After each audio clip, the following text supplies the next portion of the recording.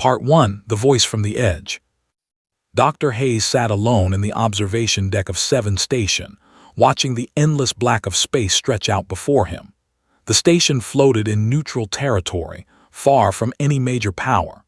Scientists and traders came here to work in peace, away from the conflicts that burned across the galaxy. Had chosen this place carefully. He wanted to be where nobody paid attention to humans, where his work could continue without interference. He had been studying alien psychology for 15 years. He was good at understanding how different species thought and what made them act. But lately, his work had become harder. The reports kept coming in, each one worse than the last. Species after species had begun to treat humans the same way. They called humans primitive. They said humans were too violent, too chaotic, too unpredictable to be trusted with real power or respect. The communication system on his desk began to make a warning sound. A ship was approaching the station. Checked the identification codes. The ship was damaged badly. Its communication systems were broken. Its power was failing. Watched the scanner as the ship struggled to get closer. He sent a docking request immediately. The ship was carrying only 5 people. One of them was Ambassador Moore, a woman had met 3 years ago at a scientific conference. She was kind, intelligent, and brave. She worked for the Stellar Alliance, trying to make peace between different species across the stars. When the ship docked, rushed to the landing area, he found standing in the docking bay, her clothes torn and her face showing fear and tiredness. Behind her were 4 aliens, species recognized but had never seen in person. They looked hurt and scared. Saw and her face changed. Relief washed over her features. She ran toward him and held his arm tightly. "Thank the stars you are here," she said, her voice shaking with emotion. "What happened? Where is your team? Your whole group was supposed to be much larger," asked, looking at the small number of survivors. "We were attacked," said. She guided to a private room and closed the door. The 4 aliens stayed outside with station security. "We were on a mission to negotiate with the collective. They wanted to discuss human rights and treatment in their controlled space, but it turned into a trap. They told us humanity should be eliminated from the galactic community." Felt cold. This was not news he wanted to hear, but it confirmed what he had started to suspect. "They said we were wasting resources trying to help humans," continued. "They said humans are too dangerous, too unpredictable. They demanded that all the Stellar Alliance colonies with human populations submit to forced assimilation into control. When we refused, they attacked us."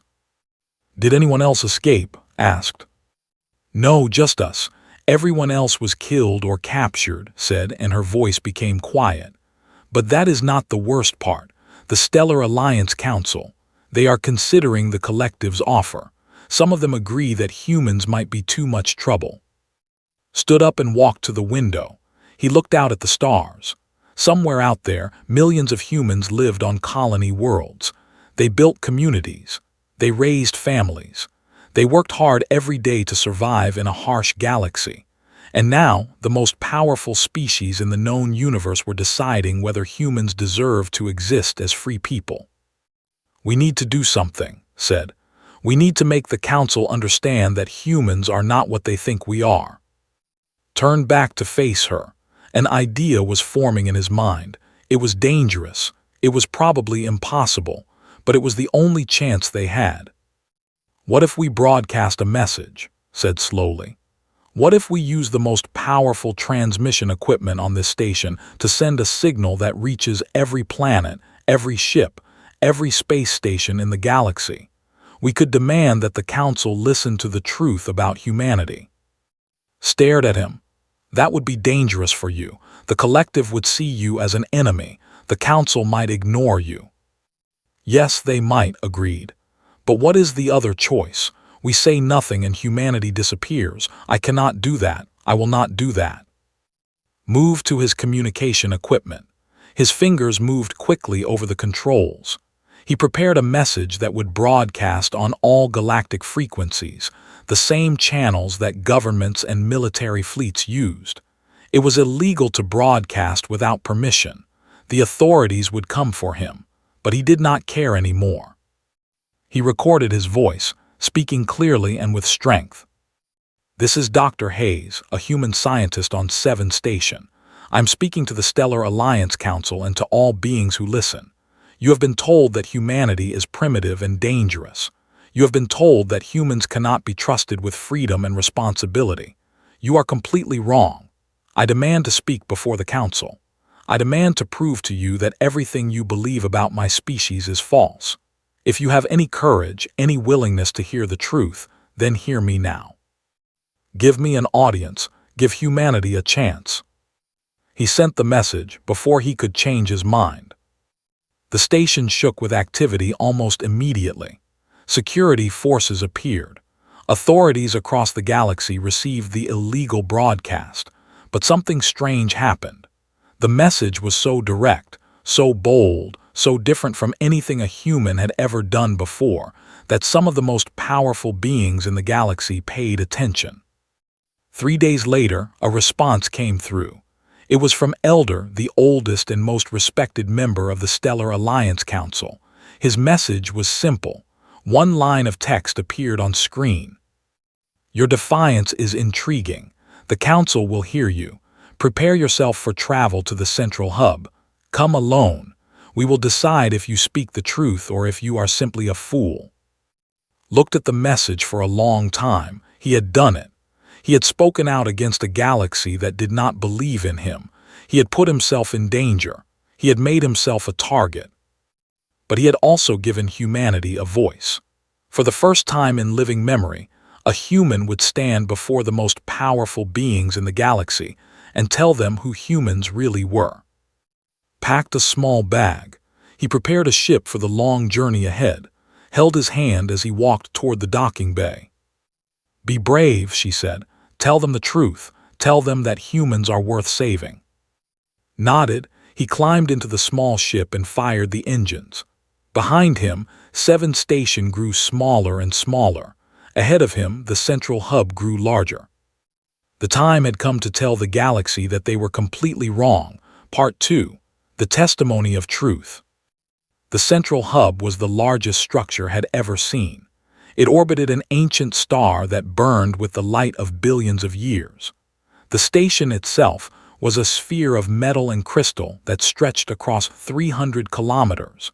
Inside were the chambers where the most important decisions in the known galaxy were made. Landed his ship in the docking bay. He was immediately taken by security to a preparation chamber. Scientists scanned his body. Officials asked him questions about his knowledge and his intentions. They wanted to know if he was a threat. Answered all questions honestly. He had nothing to hide and nothing to fear anymore. Finally, they took him to the grand chamber. The chamber was enormous. The ceiling stretched so far above that could barely see it. The walls curved around in a perfect circle. Hanging from the walls were symbols and images representing every major species in the galaxy. Recognized most of them, though he had never seen so many gathered in one place before. At the center of the chamber stood a platform. This was where would stand to speak. Above and around him, in curved rows that rose like an ancient amphitheater, sat representatives from 17 different species. They sat in the front row. They were large beings, with scales that reflected light like metal. Their bodies were built for power and control. They had explored space longer than any other species, and they believed they deserved to lead the galaxy. Next to them sat the beings made of pure energy contained in crystalline bodies. They were logical and intelligent beyond measure. They calculated everything, measured everything, and trusted only what could be proven with mathematics and science. There were peaceful creatures with bodies that seemed to shift and change like water.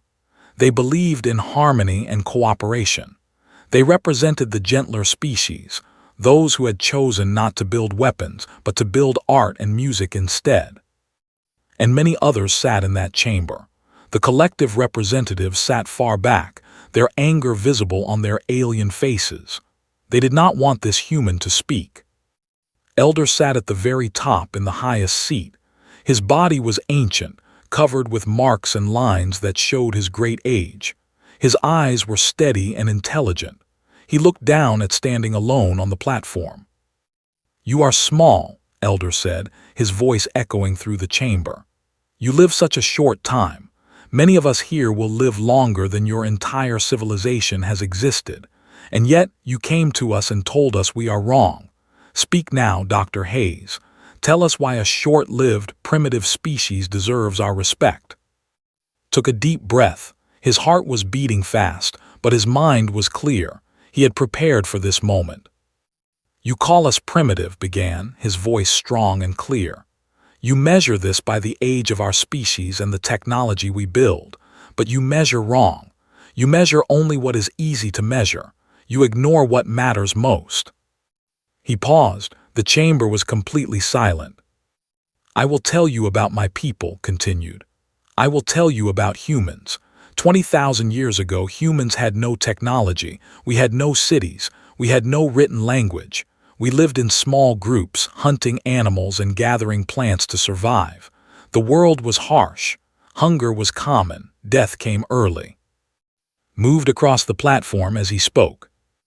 "And yet, in those dark times, humans did something remarkable. We started to gather together. We started to share food with others, even when we did not have enough ourselves. We made art on cave walls to communicate with future generations we would never meet. We told stories around fires to pass down knowledge. We chose to help each other, even when helping others made our own survival harder." The representatives shifted. They were not used to hearing about sacrifice.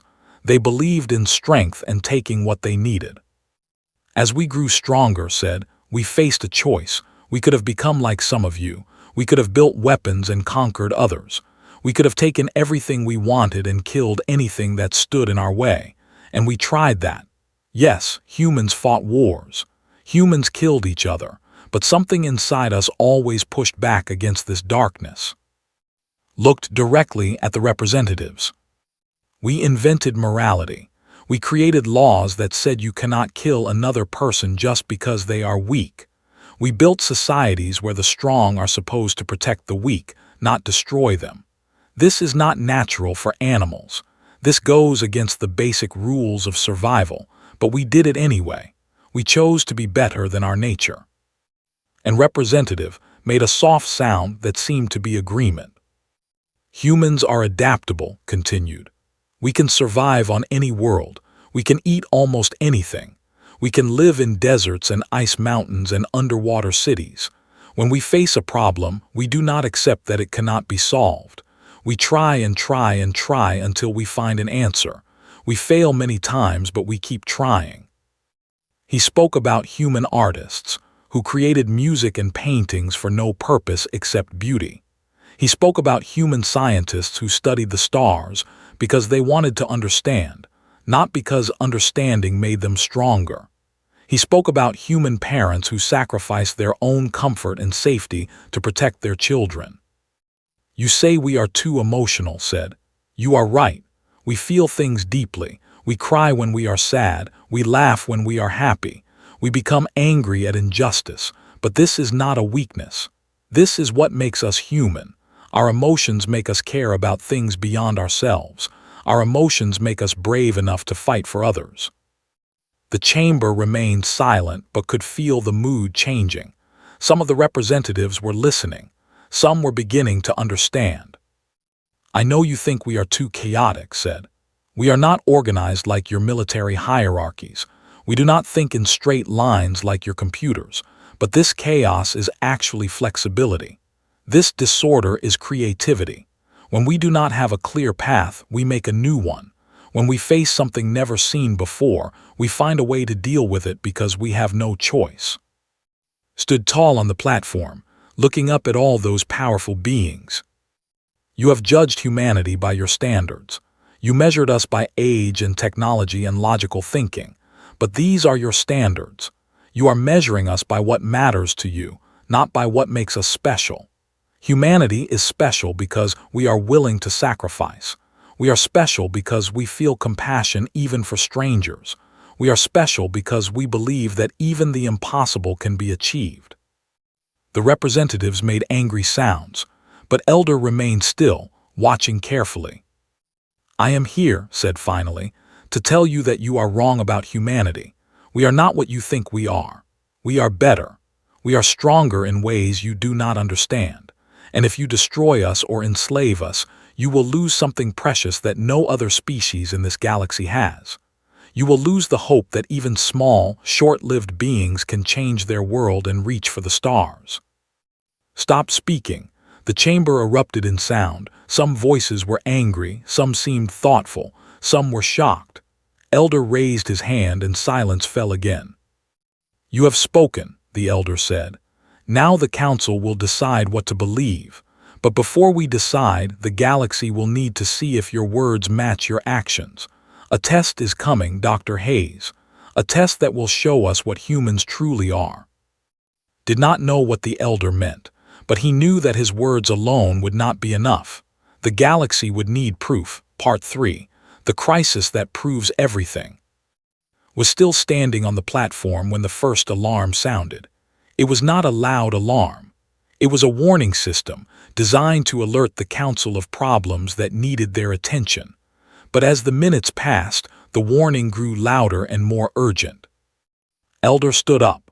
The other council members began to receive messages on their personal communication devices, could see confusion and fear spreading across their faces. "What is happening?" the leader demanded, his voice echoing through the chamber. A scientist rushed into the chamber, moving faster than had ever seen one of them move. They were always calm and controlled, but this one was clearly frightened. "The stellar core is becoming unstable," the scientist said. "The star outside is collapsing. It should not be possible. The star is stable. It has been stable for 2 billion years, but something has triggered a chain reaction. It is happening now. The collapse will reach this station in less than 3 hours." The chamber exploded into noise. Representatives shouted at each other. Some demanded answers. Some demanded solutions. The representatives in the back suddenly disappeared, running toward the docking bays to reach their ships. Understood immediately what was happening. This was not an accident. This was deliberate. The collective had placed a device inside the star long ago, waiting for the right moment. They had used the council meeting as a reason to move close enough to trigger it. They wanted to destroy the council and eliminate the humans who were challenging their authority. The station began to shake. Lights flickered. The gravity generators started to fail.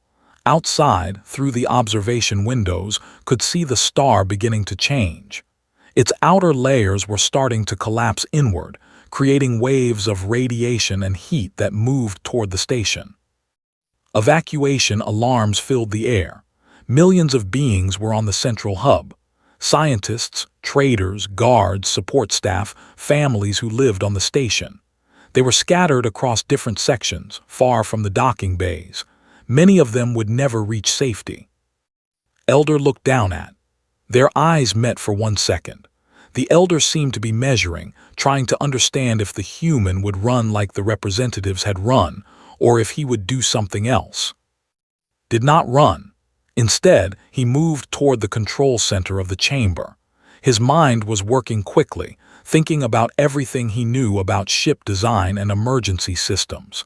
He had spent years studying alien technology. He understood how different systems worked together. "I can help," shouted over the alarm noise. "I can give you time." An engineer looked at him with confusion. "You can do nothing. Our best scientists are already calculating solutions. We need more time than we have." "Then we make the time," said. He looked at the leader. "You have security personnel throughout this station. You have soldiers. I need 50 of them. Humans are small. We can fit into spaces your people cannot. We can reach areas of the station that are blocked. We can do things your robots cannot do." The leader stared at him. "You want to send workers into areas where they will die?" "Yes," said, "but not without purpose. If we can redirect some of the radiation through different pathways, we can slow the collapse. If we can manually override the emergency locks, we can open evacuation routes that are normally closed. We can buy time, maybe enough time. The station shook again, more violently. The observation windows cracked. Several council members fell to the ground. "Do it," Elder commanded. "Give him what he needs." 50 human workers appeared in the chamber within minutes. They were construction workers, engineers, maintenance staff. They were not soldiers. They were not warriors, but they were brave enough to follow into danger. Divided them into teams. He gave each team a simple mission. Some were sent to the engineering section to redirect cooling systems. Some were sent to the power distribution center to reroute energy flows. Some were sent to the radiation shielding to manually adjust the electromagnetic fields. "These jobs will expose you to radiation," told them honestly. "You might be injured, you might die, but if we do nothing, 40,000 people on this station will definitely die. Volunteers only. Any of you can leave right now and I will not judge you." Not one person stepped back. The workers rushed through the station, moved with them, guiding them through the corridors, helping them understand what needed to be done. He was not the strongest. He was not the fastest. But he understood how systems worked. He understood how to solve problems. He understood how to inspire others to do what they thought was impossible. The star continued to collapse. Radiation waves hit the station. The outer shields began to burn away. But inside the station, humans worked. A human named Robert pushed his body into a space too small for anyone else, using manual controls to release emergency bulkheads. A human named Sarah stood in a radiation chamber and reset safety protocols with her bare hands, absorbing doses of radiation that would kill her in days. Himself went to the power core. The gravity generators were failing. If they failed completely, the station would tear itself apart. The controls were destroyed. The systems were designed to operate automatically, but now they had to be operated by hand. Climbed into the machinery, understanding that the radiation exposure was lethal. He worked for 45 minutes, making calculations in his head, adjusting systems that had never been adjusted manually before. Around the station, evacuation routes opened. Millions of alien beings ran toward the docking bays. Ships launched one after another. The, and every other species worked together for the first time, understanding that if they did not work as one, they would all die. The humans at the power core finished their work. The gravity generators stabilized. The radiation shielding held. The evacuation continued. 3 hours and 47 minutes after the first alarm sounded, the last evacuation ship left the station. Inside the central hub, and a dozen other humans sat in a secure chamber, waiting. They were badly hurt. They were showing signs of radiation poisoning, but they were alive. Outside the windows, the star completed its collapse. It became a black hole, a point of infinite darkness. The gravitational waves passed through the station, but the station held together. Slowly, carefully, a rescue ship approached. They had sent one of their military vessels to retrieve survivors. As was being carried onto the rescue ship, he saw Elder watching from a communication screen. The ancient being's face showed emotion. It was something had never seen before. It looked like respect. The test was over. Humanity had not just spoken about their qualities. They had shown them Part 4, the revelation of character. The hospital on the rescue station was filled with injured beings from 100 different species. Doctors and medical workers moved between beds, treating radiation burns and collapsed organs. The air smelled of medicine and something else, something that spoke of pain and suffering and hope for recovery. Lay in one of these beds. His body was wrapped in cooling sheets that helped manage the radiation damage inside him. His right arm was bandaged. His hair had begun to fall out.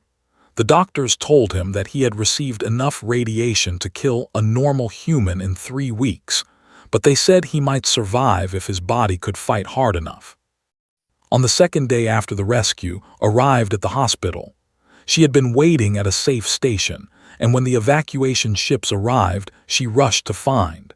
She looked down at him, and her eyes filled with tears. "You stupid man," she said, but her voice was gentle. "You went into a radiation chamber. Do you know how dangerous that is?" "Yes," said his voice, quiet and rough. "I knew." "Then why did you do it?" demanded. "Because someone had to," said. "Because they were willing to die for people they had never met. I could not ask them to do something I would not do myself." Sat beside his bed, she held his hand and did not let go. The news of what happened on the central hub spread quickly across the galaxy. The media on every world received reports. They all told the same story.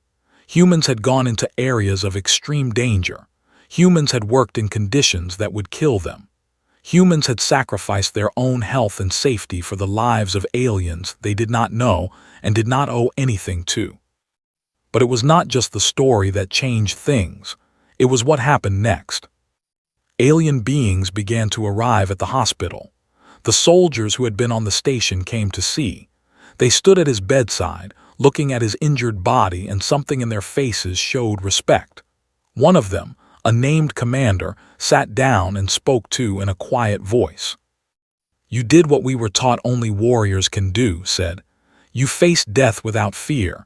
You fought for your people, but you also fought for us. You are worthy of honor. Our people will remember this." The scientists came next. They brought calculations and data showing exactly how much radiation had absorbed and how it had changed his body at the cellular level. They looked at him as if he had become something new, something they did not fully understand but found fascinating. A named scholar prime touched his shoulder carefully. "Your actions violated every logical principle of survival," Scholar Prime said. "And yet, I see now that logic is not everything. You taught us something we could not learn from calculations. You taught us that sometimes a being will choose sacrifice over survival. This is not logical, but perhaps this is wisdom." They brought music to the hospital. They played instruments that made sounds like water and wind and light. The sounds were gentle and healing. A named Melody sat with and other injured beings, and her presence seemed to ease their pain. "Your species has beauty inside you," Melody said too. "We saw this when you spoke to the council, but now we feel it. We understand. Thank you for showing us that compassion is real." Workers from the station began to visit as well. The alien scientists and engineers who had worked with during the evacuation came to thank him. They told stories about what they had seen. They described how it guided them, how he had understood their fears, how he had made them brave.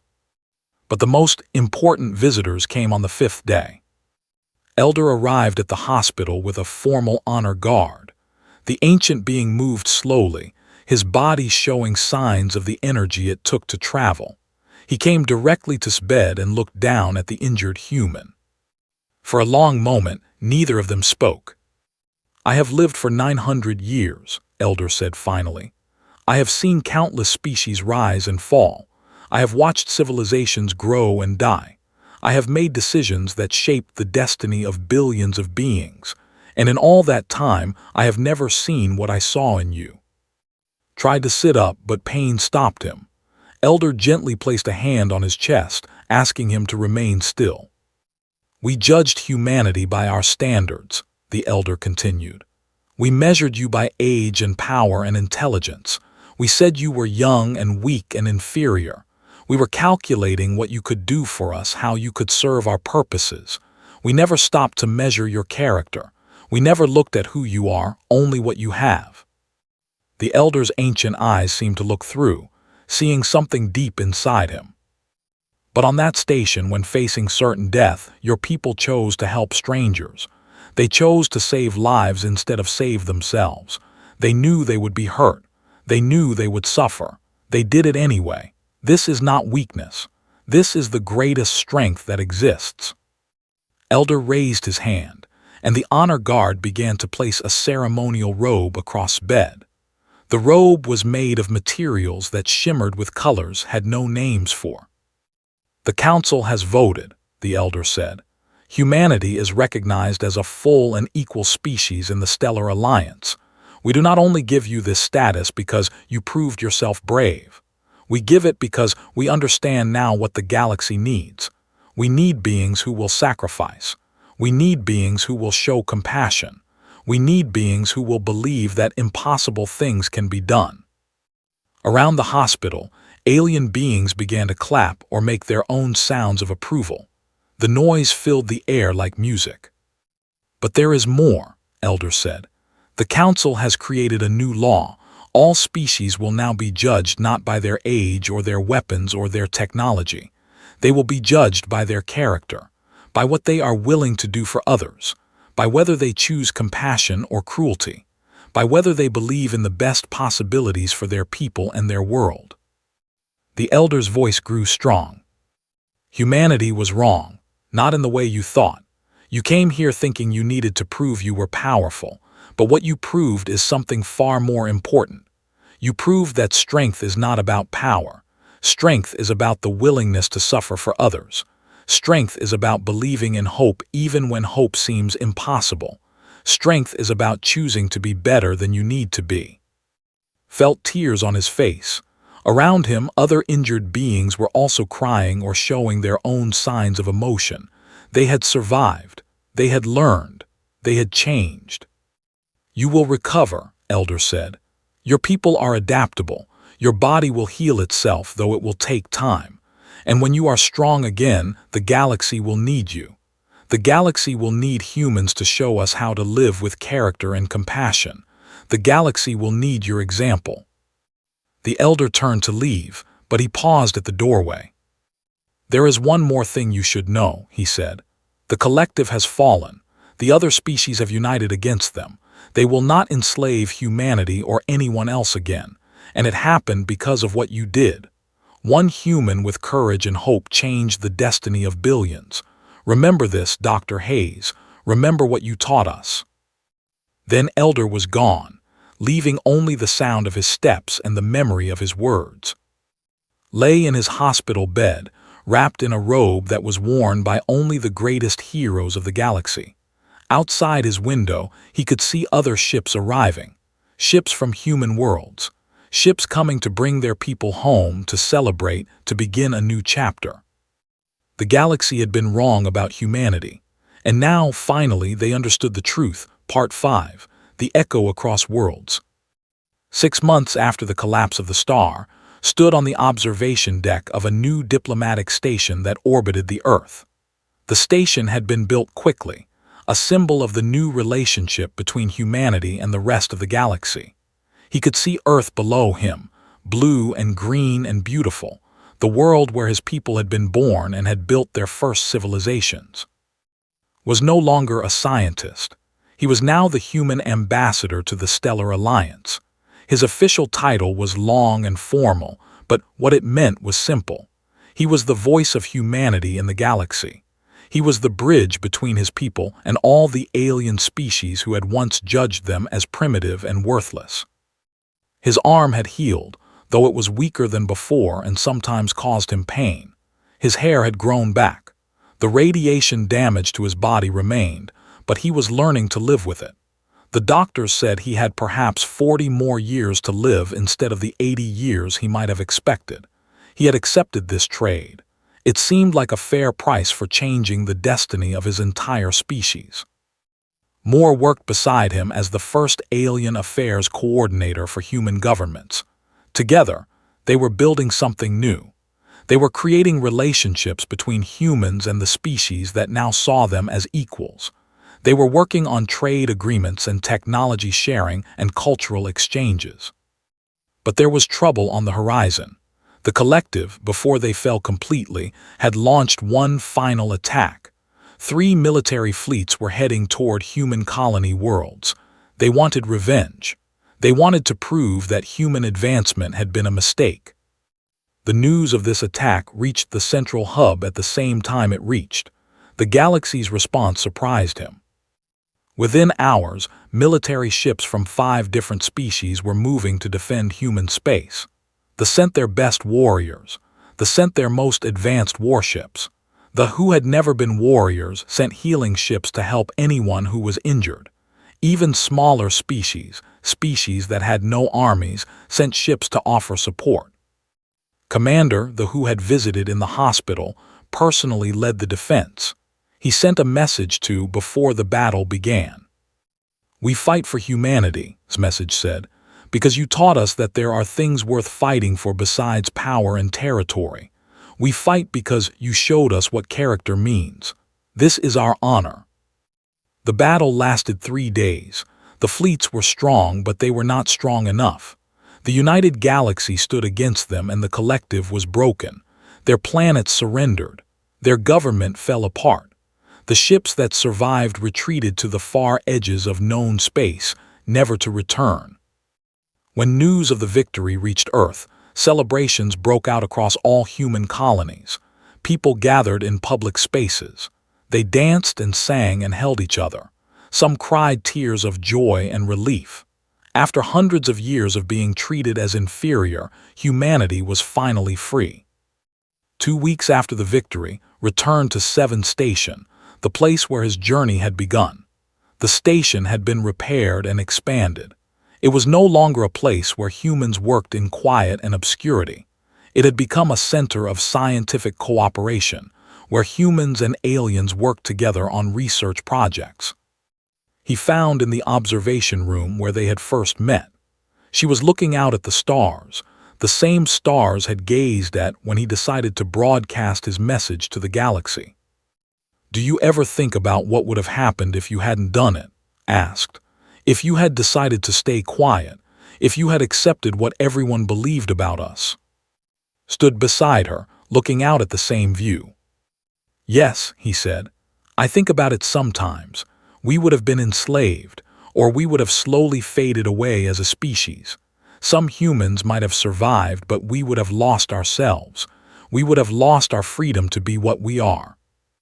"You saved us," said. "You and those workers who went into the radiation chambers. You changed everything." "I only spoke the truth," said. "The truth was always there. The galaxy just needed to see it. They needed to see humans not through their prejudice but through our actions." Over the next year, watched as human civilization grew and changed. Humans began to work in scientific research stations across the galaxy. Human artists taught alien artists new ways to think about music and painting. Human diplomats helped settle disputes between species that had been fighting for centuries. And something else changed too. The galaxy began to look at itself differently. Species began to measure each other by character instead of by power. Beings who had been judged as weak were suddenly seen as valuable. Species that had no weapons but had great wisdom began to be respected. The whole galaxy started to understand what had been trying to teach them. 3 years after speech to the council, a young scientist named visited the diplomatic station on Earth. Had been born on a research station where humans and worked together. His mother was, and his closest friend was human. He came to the station specifically to meet. "I wanted to thank you," said. His voice was not quite fully grown, and he had the energy of youth. "Because of you, I was born into a world where I could be friends with a human. My parent and my friend could work together without fear. My life is better because of what you did." Looked at this young, who represented a future that would not have been possible without his choice to speak out. He felt something warm inside him, a sense that his sacrifice had meant something real. "The real credit belongs to everyone," said. "To Ambassador Moore, to Commander, to Elder, to all the species who were brave enough to change their minds.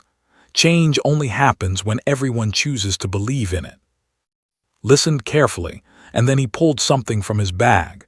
It was a small crystal, shaped like a sphere, and inside it were images of humans and aliens working together. "This is a symbol we created," said. "It shows the new law of the galaxy. It shows what we believe now. We are not judging each other by age or weapons or intelligence anymore. We are judging each other by character and by what we do for others." Held the crystal and watched the images shift and change. He saw humans and building a city together. He saw and creating music. He saw beings learning to be peaceful instead of violent. He saw species that had once hated each other now standing together in friendship. On the final day of the year, stood at a new memorial that had been built on Earth. The memorial honored the workers who had died saving the central hub. Their names were carved in stone. Their sacrifice was never forgotten. Among the names was Robert and Sarah and 17 others who had gone into radiation chambers and did not come out alive. They had chosen to die so that millions of aliens could live. They had shown the galaxy what human courage truly meant. Placed his hand on the stone. He could feel the warmth of the sun on his face. He could feel the weight of responsibility on his shoulders, and he could feel the hope in his heart. The galaxy had been wrong about humans. They had thought humans were primitive. They had thought humans were too chaotic and emotional and unpredictable. They had been wrong about everything except one thing. The galaxy had been right that humans were different. Humans were different because they believed in hope. They were different because they would sacrifice for strangers. They were different because they looked at impossible situations and refused to accept defeat. They were different because they measured strength not by weapons, but by the willingness to help others and the belief that together, any goal could be reached. And now the galaxy understood. The galaxy had learned. The galaxy had changed. Looked up at the stars and made a quiet promise to the workers who had died and to the people who would live in the future they had created. He promised to never stop working for peace. He promised to never stop showing the galaxy that compassion was strength. He promised to build a future where all beings, no matter their age or power or intelligence, would be judged by their character and their choices. In the distance, he could hear celebrations continuing. Humans and aliens worked together on the memorial garden. Humans and danced together at a festival. Humans and discussed philosophy at a university. The galaxy had changed because one human had been brave enough to tell the truth, and because others had been brave enough to prove that truth with their actions. The galaxy was still learning. The galaxy was still changing. And humanity was no longer alone in the stars. They were finally truly home.